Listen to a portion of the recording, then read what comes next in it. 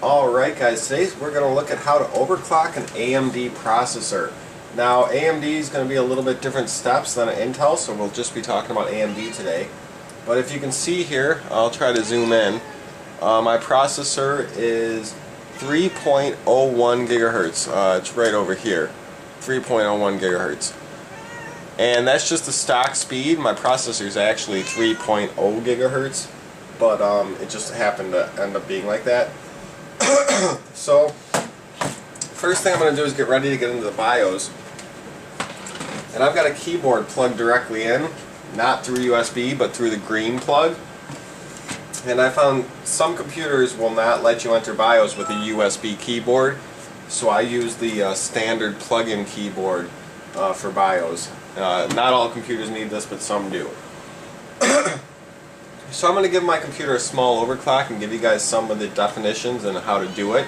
And then it's always best when overclocking a CPU to look online and see what other people are doing, so you know about what to set it at. So my computer's shut down. I'm going to go ahead and restart it now, and then as it restarts I'm going to hit the button on the keyboard to get into BIOS. I believe it's delete.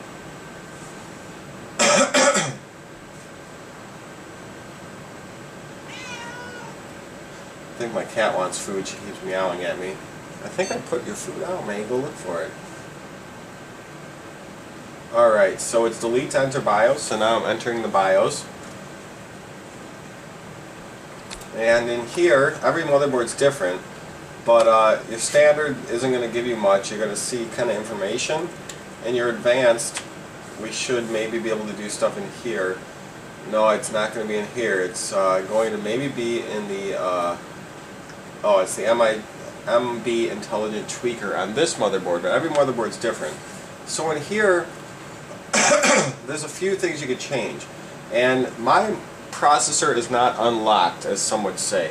Certain processors, black editions with AMD processors especially, they can be unlocked and you can set the multiplier higher. With set memory clock, manual auto. With mine that's not unlocked, I can't change the multiplier. So all I can change is the FSB, the front side bus, and the voltage. So what I'm going to go ahead and do here is change everything to manual. That's on manual already, so that's good. And the CPU frequency is kind of like the front side bus, and this is between 200 and 500. So stock or standard is 200. I'm going to set mine to 207, as you see here, and hit enter. I'm not going to increase my voltage. As you see down here, I can increase my system voltage, my DDR2 voltage, which I have increased a little bit, my north bridge, my CPU voltage. I can increase all of it. So if you start increasing your CPU speed too much, you might want to start increasing your CPU voltage. I'll give mine an extra 0.025 volts, just a quarter of a volt, because I raised mine from just 200 to 207. So that's just going to give me a little bit of a boost in my speed.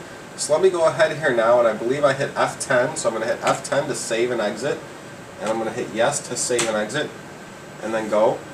Now, like I said, that 200 number is what you want to change as well as the voltage. When you make that 200 number higher, it also increases the speed of your RAM. So you're also going to want to maybe give your RAM some more voltage, so keep that in mind. If you have an unlocked processor, then you can increase the number, the times number. You'll know what I mean. If you have an unlocked processor, you'll see it, usually black editions with AMD. And that, if you raise that number, it will not increase your RAM speed, so you won't have to worry about increasing your RAM voltage.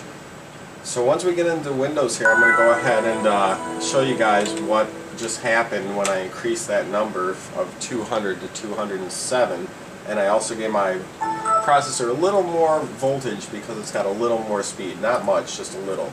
So I'll go to Computer Properties, and here now, instead of 3.01, I'm at 3.11.